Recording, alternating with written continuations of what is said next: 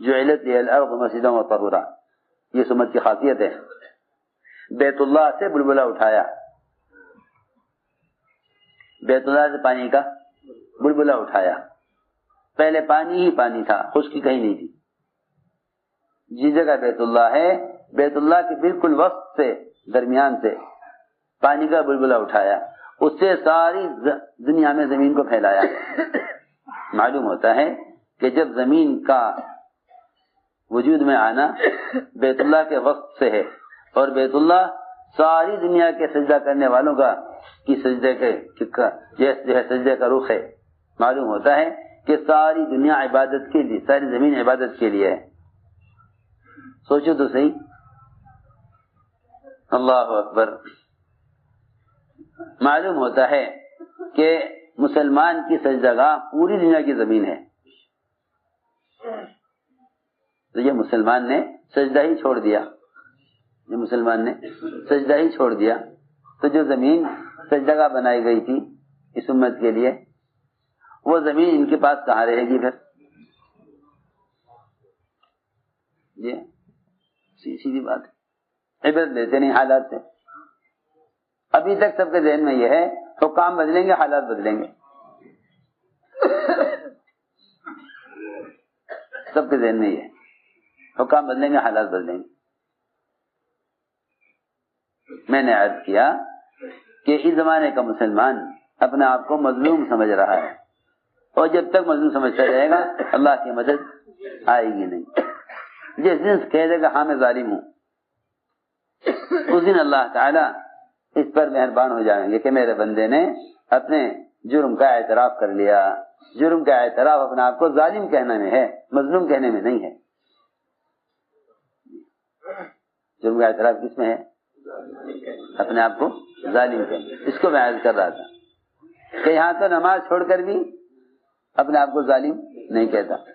وہاں ابو بکر رضی اللہ تعالیٰ عنہ سب سے کامل نماز، اگر نبی کے بعد کسی کی نماز کامل نماز ہے تو وہ ابو بکر کی نماز ہے. وہ نماز ابو بکر کی نماز کامل نماز ہے. وہ اس نماز کے اختتام پر کہہ رہے ہیں ظلمت نفسی ظلما کثیر، میں نے تو ظلم کے پہاڑ توڑ لیے. کہ ایسا کیا ظلم کیا، کیا ظلم ہو گیا کہ اللہ کی عبادت کا حق نہیں ادا ہوا. یہاں نماز چھوڑ کر بھی ظالم نہیں، وہ وہاں کامل نماز پڑھ کر بھی اپنے آپ کو ظالم کہہ رہے. میں عرض کرنا چاہتا تھا، سمجھ میں آئی بات؟ کہاں سمجھ میں آئے گی؟ آدھی بات کاٹیں گے، آدھی بات لیں گے اور جا کے پوچھیں گے باہر لوگوں سے کہ بھائی یوں کہا ہے. ہاں یہ کھیل بن گیا ہے. بجائے اس کی پوری بات کو سمجھ کر کسی نتیجے پر پہنچو. یہ مزاج بن گیا. میں اس سے عرض کر رہا کہ آدمی عمل کرتے کرتے پکڑا جاتا ہے. حضرت مثال دے کر فرماتے تھے نماز پڑھ کر نکل رہا تھا مسجد سے، پکڑ کے لے گئے. سب چیخیں گے، سب چلاویں گے، یہ خود بھی پریشان ہوگا کہ جی بالکل بے گناہ پکڑا ہوا ہے. بالکل کیا اللہ کو کیا پڑھی، اللہ کو کیا پڑھی کہ مسلمانوں کو بے گناہ حالات میں گرفتار کریں. ما یفعل اللہ بعذابکم ان شکرتم وآمنتم. ہمارے صاحب یہ آیت بہت پڑھتے تھے، بار بار پڑھتے تھے کہ اللہ کریں گے کیا تمہیں عذاب دے کے، اگر تم دو چیزوں پر آ جاؤ، شکر پر آ جاؤ اور ایمان لے آؤ، تو اطاعت پر آ جاؤ، شکر پر آ جاؤ، تو اللہ تمہیں عذاب کیوں دیں گے؟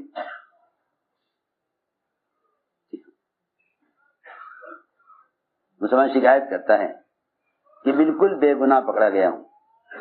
حضرت مثال دیتے فرماتے کہ ایک آدمی نے ایک بتی کاٹ لی، لال بتی، گزر گیا. اگلی لال بتی آئی، اسے بھی کاٹ گیا. اور وہاں لگے ہوئے ہیں کیمرے، آج کل تو کیمرے لگے ہوتے ہیں نا. یہ خوش کہ چلو یہاں سے بچ گیا، یہاں سے بچ گیا. اگلی تیسری بتی پر، لال بتی پر آ کے ٹھہر گیا. اسے نہیں کاٹا. یہاں اطاعت پر ہے، یہاں اطاعت پر ہے. کھڑا ہوا تھا، پولیس والے آئے پکڑ کے لے گئے، ادھر آ جاؤ. سارے دیکھنے والے کہہ رہے دیکھو یہ ظلم ہے، ہمارے سامنے کی بات ہے، ہم سب دیکھ رہے تھے. وہ لال بتی پر کھڑا ہوا تھا بیچارہ، اسے لے گئے پکڑ کے. جی ہاں، کیونکہ پیسے کمانے ہیں ان کو، تو کیا کرنے، پیسے کمانے ہیں. بیچارہ دیکھو لے گئے پکڑ کے. تم تو دیکھ رہے سارے کہ لال بتی پہ کھڑا ہوا ہے، وہ دیکھ رہے ہیں دور سے کہ بھئی 2 بتیاں کاٹ کے آیا ہے. اس پر نہیں پکڑ رہے کہ یہاں کھڑا ہوا تھا، اس پر پکڑ رہے ہیں کہ 2 بتیاں پہلے کاٹ کے آیا ہے. اس لیے میں عرض کر رہا مومن وہ ہے جب کوئی حال آئے گا اپنے زمانے کو، پچھلے گزرے ہوئے زمانے کو دیکھے کیا کر کے آئے. تو حالات عبرت کے لیے ہوتے ہیں. جو حالات کو اسباب سے جوڑ دیتے ہیں وہ عبرت نہیں لیتے، وہ کہتے ہیں ہم مظلوم ہیں. جو حالات کو اعمال سے جوڑ لیں انہیں عبرت ہو جاتی ہے. وہ اللہ کے سامنے حالات کی وجہ سے توبہ کر کے اپنے آپ کو ظالم قرار دے کر توبہ کر لیتے ہیں. یہ تھی بات. اس لیے میرے دوستوں عزیزوں، سب سے بنیادی بات یہ ہے کہ ایمان سیکھو. ایمان ہے اور مومن واقعی وہی ہے کہ جس کو جو حالات سے عبرت لے، حالات سے عبرت لے. میں کیا بتاؤں، ہم سمجھتے ہیں حالات مصیبت ہیں، حالانکہ حالات نعمت ہیں. حالات نعمت ہیں. لوگ سمجھے حالات مصیبت ہیں، حالات نعمت ہیں. اللہ نے انسان کے جسم کو ایسا بنایا، میں عرض کرتا ہوں ایک بات، اللہ نے انسان کے جسم کو ایسا بنایا کہ اس کے جسم میں جو چیز خراب ہوگی یا بیمار ہوگی اس میں درد ہوگا، اس میں درد ہوگا. یہ درد فوراً متوجہ کرے گا کہ تمہارے گردے میں پتھری ہے. اگر پتھری سے گردے کا درد نہ ہو، میں مثال دے رہا ہوں آسان کرنے کے لیے بات کو، سارے بیان کا خلاصہ ہے یہ. اگر گردے میں پتھری سے درد نہ ہو تو گردے کے فیل ہونے کا پتہ ہی نہ چلے. چھوٹی سی پتھری کتنی سی کہے میں گردے میں، اور درد کتنا درد سخت ہوتا ہے جانتے ہو؟ اللہ، تڑپ کے رہ جائے آدمی. گردے کا درد بڑا مشہور ہے. دل کی رگیں بند ہو رہی ہیں خون کے آنے جانے کی، اللہ تعالی وہاں درد پیدا کرتے ہیں تاکہ جلدی سے علاج کر کے اس کی رگوں کو کھول دیا جائے. پورے بدن کا یہ حال ہے، پورے بدن کا یہ حال ہے. ذرا سا بولنے میں فرق آیا، ڈاکٹر کہتے ہیں کہ اسٹروک ہوا ہے دماغ میں، ذرا جلدی سے علاج کرو، دماغ میں اسٹروک ہوا ہے. بس یہ بات میں عرض کر رہا کہ یہ ایک اللہ نے انسان کے جسم میں نظام رکھا ہے کہ جو عضو بیمار ہوگا اس کی بیماری کا الارم درد سے بجے گا. یہ درد کی وجہ سے علاج کرائے گا. درد کیسے علاج کرائے گا؟ اگر درد نہ ہو پتہ ہی نہیں چلے گا کیا ہو رہا اندر. بس اسی طرح زمین و آسمان کے درمیان جتنے بھی حالات ہیں وہ سارے حالات انسان کے کو اعمال کی طرف متوجہ کرنے کے لیے ہیں. سمجھتے تھے یہاں ان حالات سے عبرت لے کر عمل ٹھیک کر لو، ورنہ اسی حال میں قبر تک پہنچ جائے گا. اسی حال میں قبر تک پہنچ جائے گا. اسی حال میں قبر تک پہنچ جائے گا. اس لیے دوستو عزیزو، نقل حرکت اس لیے ہے چل پھر کر حالات کو دیکھو. ان حالات کو دیکھ کر آج کل کے لوگوں کا حال یہ ہے کہ وہ ان حالات سے بجائے اللہ کے قریب ہونے کے اور دور ہو جاتے ہیں. کیوں؟ کہ وہ حالات کا حل اللہ کے غیر میں تلاش کرتے ہیں. جن کے اسباب غرق ہو جاتے ہیں وہ نئے اسباب تلاش کرتے ہیں.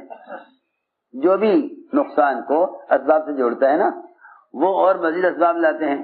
وہ کہتے ہیں یہ اسباب صحیح نہیں ہے اور اسباب لاؤ. پھر اللہ ناکامی لاتے ہیں پھر کہتے ہیں اور اسباب لاؤ. بعض سے بیچارے ایسے ہیں جو اس سے تنگ آ کر ان کے پاس کوئی سبب نہیں رہتا سوائے خودکشی کے کہ آخر میں لا کر اپنے آپ کو ختم کر لیتے ہیں. کیونکہ انہیں جب اسباب میں کسی طرح حل نظر نہ آئے گا تو واپس پلٹنے کی تو گنجائش نہیں, آگے کوئی راستہ نہیں, وہ اپنے آپ کو ختم کر لیتے ہیں. خودکشی لوگ کرتے ہی جب ہیں جب وہ اسباب کی دنیا میں انتہا کو پہنچ جاتے ہیں. جی انہیں کوئی راستہ نظر نہیں آتا سوائے اس کے کہ دنیا سے نکلیں. حالانکہ دنیا سے نکلنا مسئلے کا حل نہیں ہے. دنیا سے نکلنا مسئلے کا حل نہیں ہے. اس لیے میرے دوستو عزیزوں اللہ کے راستے کی نقل و حرکت اس لیے ہے تاکہ تم اللہ کی قدرت کی نشانیوں سے عبرت لو. قدرت کی نشانیوں سے عبرت لو. قدرت کی نشانیوں سے عبرت لو. اچھے اور برے حالات علم میں رسوخ پیدا کرنے کے لیے ہیں. جو حالات کا مشاہدہ کریں گے اللہ کے راستے میں نکل کر انہیں معلوم ہوگا کہ نہ ماننے والوں پر کیا عذاب اور کیا نقمتیں ہیں اور ماننے والوں پر کیا نعمتیں ہیں. اس سے تمہارا یقین اور کامیابی کا یقین دین کے ساتھ اور بڑھے گا. اس سے میرے دوستو عزیزوں اپنے دین کو لے کر حرکت میں آؤ. امت کو ڈوبنے سے بچانے کے لیے یہ راستہ نہیں ہے کہ آدمی صرف یہ سمجھ لے کہ اگر ہم نے مادی اسباب حاصل کر لیے چھین جھپٹ کر تو ہم کامیاب ہو جائیں گے. اگر اس سے دنیا کی 4 روزہ زندگی بن بھی گئی تو آخرت کے بننے کا تو اس سے کوئی تعلق نہیں ہے.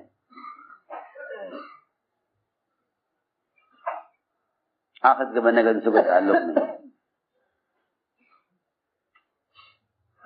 اس لیے ہمیں چاہیے کہ اس نقل و حرکت کے ذریعے اپنے ماحول کو بدلیں. اس وقت ضرورت ہے اس کی کہ امت کو اللہ کے فرائض کی طرف لاؤ. اس کو ضرورت ہے اس کی. کیوں؟ اس لیے کہ جب دل دکھے ہوئے ہوتے ہیں اور امت حالات میں ہوتی ہے تو ہر ایک چاہتا ہے کہ کوئی نجات کا راستہ ملے.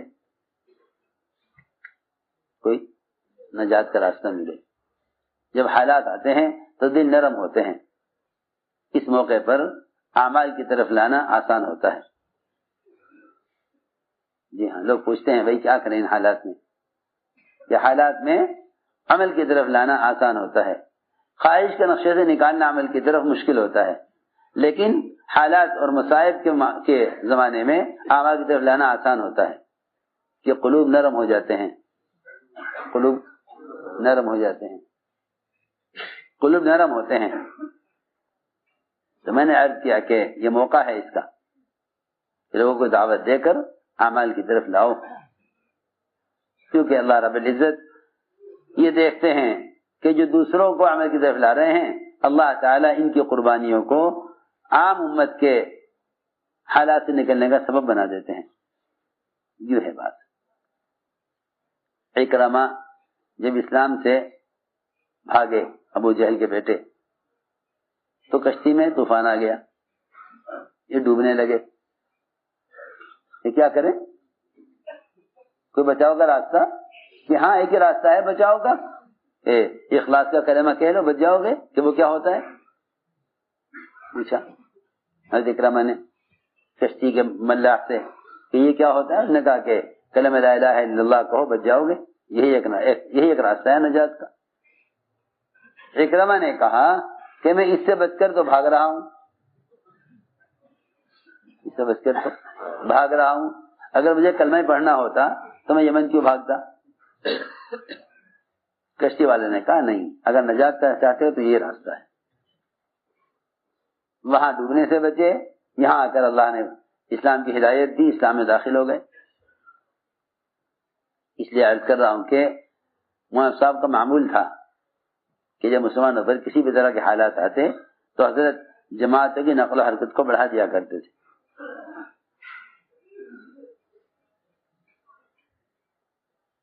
یہ نہیں کہ حالات میں آج کل لوگ وظیفے پوچھ رہے ہیں. آج کل لوگ وظیفے پوچھ رہے ہیں. وظیفے کہ بھائی کوئی وظیفہ بتاؤ جس سے بیٹھ کے پڑھنے. کوئی کہہ رہا یہ ختم کر لو, کوئی کہہ رہا وہ ختم کر لو, کوئی کہہ رہا یہ ختم کر لو, کوئی کہہ رہا وہ ختم کر لو. اور میں یہ سوچتا ہوں, میں نے کہا جن فرائض کے چھوڑنے کی وجہ سے حالات آ رہے, کیا یہ حالات وظائف سے ٹھیک ہو جائیں گے؟ سوچو تو صحیح. حالات آ رہے ہیں فرائض کے چھوڑنے سے, ٹھیک ہو جائیں گے وظائف کے پڑھنے سے؟ لو تو بات بھی ہے بنا. جی ہاں, پوری رات بیٹھ کے یہ وظیفہ پڑھ لو حالات ٹھیک ہو جائیں گے. ارے تم پوری رات پڑھ کے سوتے آرام سے, اٹھ کے فجر کی نماز پڑھ لیتے, اللہ اسی پہ حالات بدل دیتے. ہاں, جو آدمی عشاء کی نماز اور فجر کی نماز جماعت سے پڑھ لے اسے پوری رات کی عبادت کا اجر ملتا ہے. میں یہ کہنا چاہتا ہوں کہ اس زمانے میں فرائض سے زیادہ آسان وظائف ہیں. ہاں جی, کوئی وظیفہ بتا دو, مشائخ بزرگوں کے پاس جائیں گے کہ جی یہ حالات ہو رہے ہیں اس وقت مسلمانوں پر, کوئی وظیفہ بتاؤ, کوئی وظیفہ. حالانکہ سب کو یہ بتانا چاہیے کہ حالات فرائض کے چھوڑنے کی وجہ سے ہیں. تم جاؤ, نکل جاؤ اپنے مکان گھر چھوڑ کر اور لوگوں کو دعوت دے کر فرائض کی طرف لے آؤ. میں تمہیں کیا بتاؤں, پتہ نہیں سمجھ میں آئے گی بات یا نہیں. رات میں یہ سوچ رہا تھا, سن 47 میں جب ملک تقسیم ہوا, 46 کی حضرت کا بیان مولانا صاحب کا, ایک سال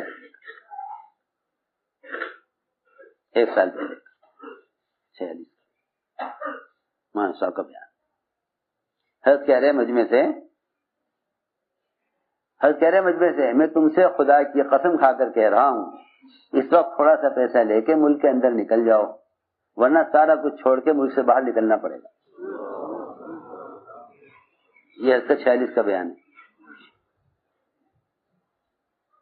قسم کھا کے فرمایا مجمع سے, میں تم سے خدا کی قسم کھا کر کہتا ہوں, اس وقت تھوڑے سے پیسے لے کر ملک کے اندر نکل جاؤ اللہ کے راستے میں. اگر یہ نہیں کرو گے تم اب, تو تمہیں سب کچھ چھوڑ کر ملک سے نکلنا پڑے گا. یہ حضرت 47 سے پہلے.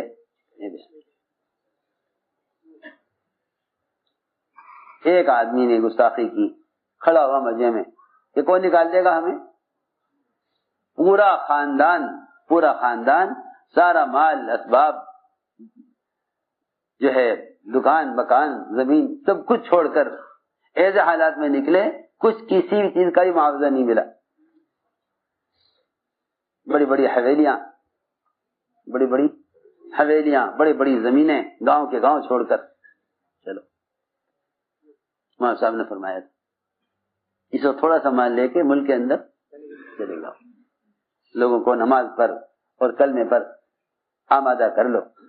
یہ نہیں کرو گے تو سب کچھ چھوڑ کر کہاں سے نکلنا پڑے گا, ملک سے باہر.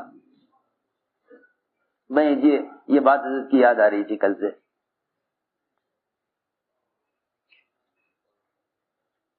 یہ وقت ہے اس کا. ہم تو بات پڑھتے ہی ہیں, ہم تو روزہ رکھتے ہی. ارے تم نماز پڑھتے ہو, تم روزہ رکھتے ہو, تمہاری نماز روزے سے تھوڑی حالات بدلیں گے. تمہاری نماز روزے سے حالات تھوڑی بدلیں گے. تمہاری نماز روزے سے حالات نہیں بدلیں گے. تم دوسروں کو نماز روزے پر لے آؤ گے تو حالات بدلیں گے. یہ میں تم سے قرآن حدیث کی بات سیدھی کہہ رہا. قرآن حدیث بھرے ہوئے ہیں اس سے کہ تم حالات سے اپنے اعمال کے ذریعے نہیں نکل سکتے.